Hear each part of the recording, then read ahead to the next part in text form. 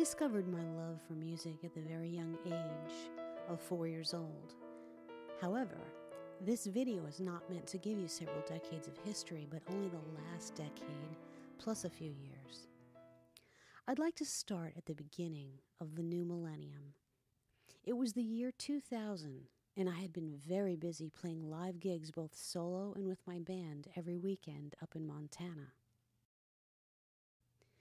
During that time, I was literally singing for our supper, as I had been raising 2 teenage sons on my own, while also teaching part-time piano lessons and playing live music. I had previously put my music on the shelf for several years prior to concentrate on just being a mom and being around for my sons and teaching only part-time piano lessons. However, life had taken a very sharp turn with the early death of my father and the end of a 17-and-a-half-year marriage. We were now on our own and in total survival mode. I started attending a Microsoft Word class at the local college in hopes of becoming a medical transcriptionist. I aced that class with an A. However, my teacher sent me to not only one, but 2 career counselors who were a bit baffled with me and who finally came to the conclusion to tell me to give up this idea of medical transcription and go for your music. With that counsel, I decided to go for it. I had not written a song in 7 years. However, with this new life and new counsel, I took my music back off the shelf and a new chapter opened. I started writing again from my life's experiences and inspiration taken from spending time out amongst nature in the beautiful state of Montana. It was during the beginning of this early new chapter in Montana that I wrote songs such as Broken Wing, Full Moon, Smilin', The Real You, New Millennium, and Big Sky. I performed these both solo and with my band. The Voyage was an instrumental piece I composed and performed during this time as well. Many years later, in 2008, I had a strong compelling one day as I was sitting in front of my computer working on the mix to start singing it, and lyrics were born. They flowed into my mind so fast, as if they had already been written. Most all of my songs flowed like this. They always came unexpectedly like a great gift. I never ever pre-planned any of them. They always came out of a strong and intense inspiration from a life experience of one kind or another. I started connecting with several different fantastic musicians around town and had several different bands of my own. We played a ton of private gigs, parties, social events, and venues. I'd been playing both 4-hour sets of cover tunes from Led Zeppelin, Sting, to several female pop musicians of the day from the likes of Sheryl Crow and Sarah McLachlan, plus writing and performing my own original music. Everywhere I played, people asked me if I had a CD. Time after saying not yet and being a bit discouraged by the dead end I was finding with the music scene as a whole in Montana, I finally packed up and moved back down to California to continue to pursue my music career in hopes of networking with people who could help me make a recording. My 2 sons, James and Daniel, had grown up and were now old enough to be off on their own. James had enlisted in the Army, and Daniel was pursuing his career in computers within the IT field. Upon arrival to San Diego, I landed my first job at Guitar Center in hopes to hook up with some people who could help me record my music. I found a local agent who booked me at a few coffeehouse gigs and did some small solo gigs with a percussionist friend I met at Guitar Center named Kevin. After my Isuzu Trooper broke down one night on the way to one of my gigs with all of my gear in the back in rush hour freeway traffic, I decided that was it. It was all over. I was tired. I was done playing out live. It was time for another chapter to open, and I was honestly burned out from hauling that extremely heavy digital piano around in its anvil case, along with full PA gear week after week. It had been a great learning experience, as I did learn so many cover tunes. It stretched me musically as well as mentally. It was also a lot of fun. However, I knew deep down I had a larger purpose in reaching more people with the gifts that God had given me. With the dawn of this new millennium and the new technological age we were entering into, it was time to evolve with the times and turn the page of a new chapter in my life. During this time, I had been praying for God to continue to lead me in this new chapter. Lo and behold, an opening for a piano teacher had opened at a local music center. I taught piano there for a short time when my student base grew so large that I was able to move out on my own and start my own private teaching business. It was now 2003, and my son Daniel had also moved down to San Diego by this time. After giving up my live gigging, I asked him to teach me how to start recording on my own home computer. So I invested in a program called Sonar, along with an inexpensive audio interface to hook up my piano and mic cables, and he began to teach me little by little every weekend. Within just a short few weeks from the time I started, I recorded and produced my first song called Miracles. My son helped me mix it and put the finishing effects on it using software he was using and had already been well skilled with. Laying vocal tracks, playing the piano, and orchestrating synthesizer parts was the extent of my expertise. At this point, I never thought I could ever understand or wrap my brain around the things he was doing on the computer, such as mixing music, equalizing sound, effects, and creating music with virtual instrumentation. It all seemed like a totally different language to me and way beyond my understanding. However, I was excited about the possibilities and was willing to learn all I could. As I finished each song, I gave single song CDs out to a few friends and family members. The songs I was recording during that time were spiritually inspired, simple, and worship-oriented. They were not as complicated as some of the other more progressive rock tunes that I had written. Those songs would require drums, guitars, and bass. I was not at that level yet. I decided to offer this recording service to my students as well and started doing special recording sessions with them. It was a great way for them to also be exposed to the recording process. So here I was now, teaching kids piano during the week and using every moment on the weekends to work on my recordings. This brings me to another chapter in my life that I have not widely publicized. I have had some major life-changing experiences and meetings with who I believe is the God who created me.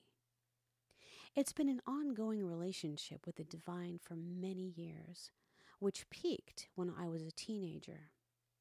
I will leave this story for a separate one for another time. However, I have spent many years reading spiritual books and content to feed my spirit and grow and learn all I could about this life regarding love, peace, freedom, and spirituality. I'm not a religious person per se, but I respect all people of all faiths. I have found that within each of us and within all we call life is a great divine spirit that longs to communicate. So once I learned that I could record my voice and make digital files that I could listen to on different devices, I had an epiphany one morning as I was meditating and praying out in the canyon behind my house. If I could read and record some of the spiritual literature I was reading, I could listen to it over and over in my car as I'm driving around teaching in the afternoons or walking around on my walks during the day and really getting these teachings into my mind and heart. I started reading and recording, only with the motivation to do this for myself alone. However, I shared this with my good friend Gary Sigler, who I've known for many years, and whose books and spiritual teachings concerning the unconditional love of the Father heart of God liberated me from the life of dead religion. He also has an online ministry and hosts some of the spiritual teachers and authors I had been reading. Not long after, I started sending these to my friend on a regular basis, and he set up a site for them to be posted online. Up to this date, I have donated hours upon hours of online readings, which are heard around the world in different countries. For this, I am so grateful and thankful to have been used. These are not my own teachings. I am only a conduit for these teachings to be heard. It is truly my honor and blessing to have read and recorded them all. So between 2003 and 2005, I spent most of my time maintaining my private piano teaching business and continuing on with the recording and songwriting process as well. I found my most productive times of the year with recording were spring and summer. For once fall hit, I was very busy preparing my students for the yearly Christmas recitals. The beginning of the new year always called for lots of regrouping time and recouping time. Family birthdays, more holidays, tax preparation time, and then by spring, or at least by Memorial Day, I felt that I could breathe again and have uninterrupted time devoted to keeping the momentum in working on my music. The recital prep process also evolved over the years into me having to paint my own Nutcracker trophies to award those students who performed in the special Nutcracker segment that I had created.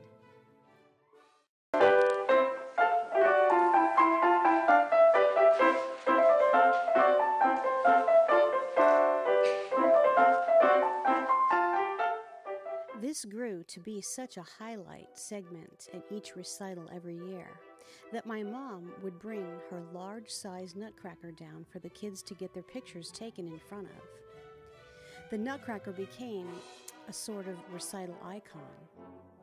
I'd also begun the tradition upon the first year I started teaching in San Diego of making each student their own personalized Christmas ornament ball. The students and parents loved all this, and some even went out and bought special trees for them to display their ornaments over the years.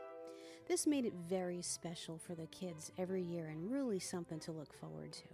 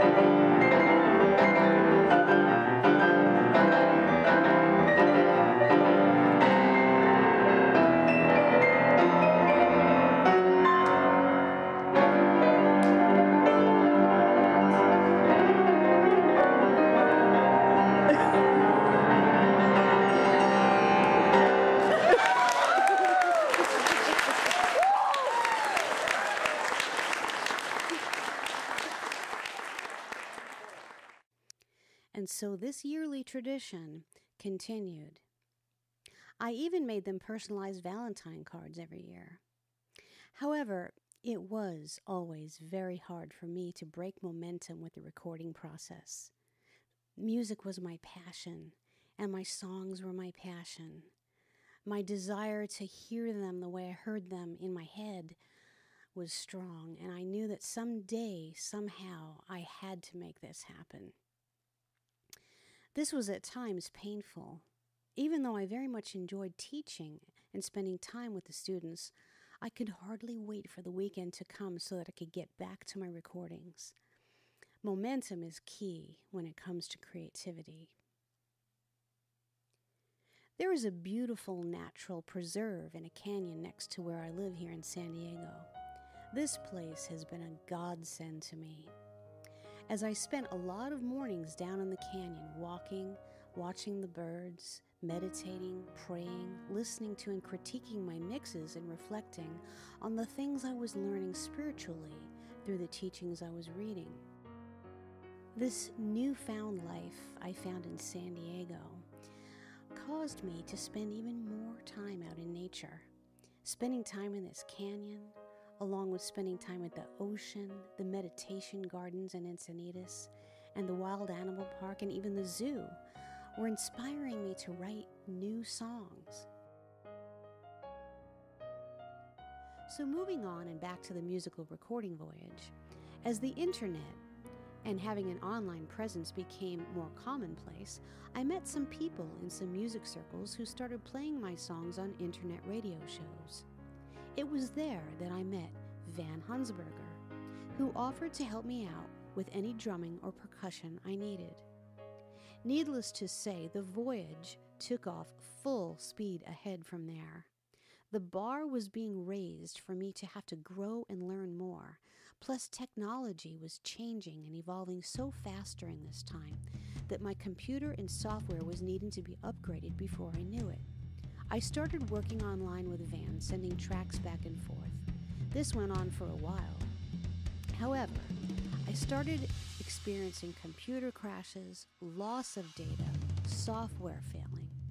There was a few hair-pulling experiences, but nonetheless I pressed on. It was then that I hooked up with an old friend of many years back who had his own recording studio and well seasoned as a recording engineer and producer. I was not able to afford his services to do an album for me, but he was willing to coach me and help direct me in getting the proper tools to make music that would be real record quality. He coached me in a new mic purchase for optimum vocals and talked me into switching from PC to Mac. He also recommended the industry standard recording software Pro Tools. Oh, now I was going in deep. Thanks to my friend. It required me to really put my nose to the grindstone and spend hours learning this new software. I invested in a new upgraded Kawai piano with MIDI inputs for teaching and recording. I drilled a hole through the wall to connect it to the other room, full of my recording equipment and computer. However, this new setup forced me to have to record all my piano parts over in the new format. I had previously recorded my piano analog through Sonar and now was entering the digital world with Pro Tools. Before long, I learned how to use virtual instrumentation through Pro Tools and began using the Garriton Personal Orchestra. Now I had violins, cellos, flutes, and trumpets added to my musical palette. That same year, I met Gary Garriton, the creator of the software at NAMM. And a few years later, in 2009, he asked me to demo at his booth. That was a great honor.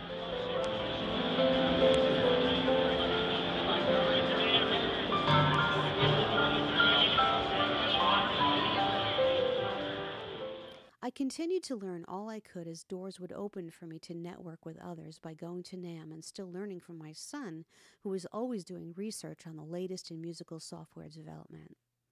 I then found Atmosphere by Spectrasonics, which has been used by some of the industry's most famous TV and film composers. One of the NAMM shows I attended had the creator of the new Star Trek show talking about his work with Atmosphere. I was now able to paint gorgeous landscapes of ethereal, heavenly sounds full of spaciousness and beauty. For this, I was so incredibly thankful and overwhelmed. However, later I found out that this software was not compatible with my Tiger operating Mac system, so I had several computer lockup logjam type events during the time I was recording with this software. It only added to my lesson in patience and temperance. Now that I was familiar with the MIDI world and virtual instrumentation, I also invested in the software Ivory, which gave me all kinds of quality grand piano sounds, from Italian grands to studio grands. It was another pleasure of mine to see Jordan Rudess again years later at another NAMM show, demoing for the Ivory software.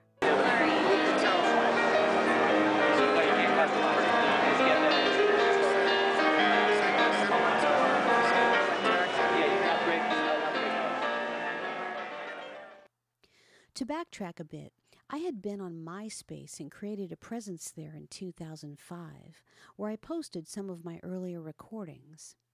I had been hard at work for weeks, recording my song, Now Is Where You Are.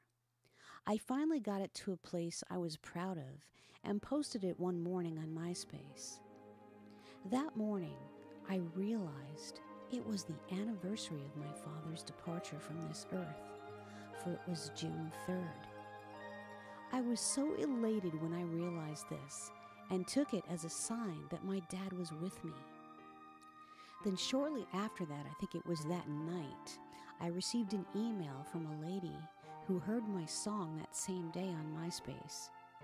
She said it brought her such great comfort due to the fact that she had just lost her husband and took it as a sign that he was still with her in spirit. Joanne was traveling and teaching at this time and had asked God to please satisfy her heart about her husband's death in rest. She found my song, and he said to her, "When a loved one dies, it causes the ones left behind to look and see where they are. When they take time to look and see, they find they are there now too in Christ for all eternity." She said the words to my song confirmed this in her heart. And to me, this synchronization of messages regarding our loved ones who had passed was absolutely amazing. Wow, if that wasn't heaven and the unseen realm giving me a sign that I was on track, I don't know what else would have been. My fan base started to grow, and to my surprise, people I didn't even know started liking my music. I became online friends with two precious sisters, Jacqueline and Wendy from Louisiana. I loved following their lives as well as I watched their children being born and growing up over the years. They are still great friends and faithful fans to this day. As I stated earlier, I now had to re-record many songs over digitally, and so I was very busy doing this now. However, I knew I was well on my way to making recordings that I felt were quality enough for me to lay tracks in hopes that I could bring all my sessions to a professional mix engineer in a studio, which also used Pro Tools. Van and I continued to work on tracks, but it was frustrating for me, having to ask him to redo stuff, as my setup kept changing and years seemed to be dragging on. However, Van complied and was still willing to work with me. And so I continued with the new setup, re-recording old songs and recording new ones.